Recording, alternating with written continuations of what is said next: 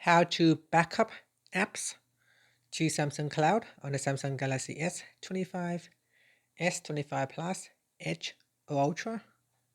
First tap on the home button to return back to the home screen. Then on the home screen, swipe down at the top to open up quick settings.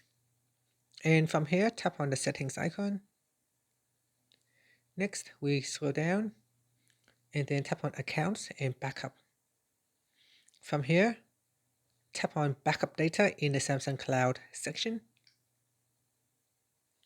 Next, we then scroll down and tap on apps. Make sure this toggle button is switched on.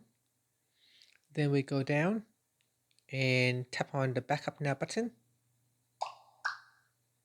And that's it. So apps is now being backup. Finally, tap on done, then tap on the home button to return back to the home screen. And that's it. Thank you for watching this video.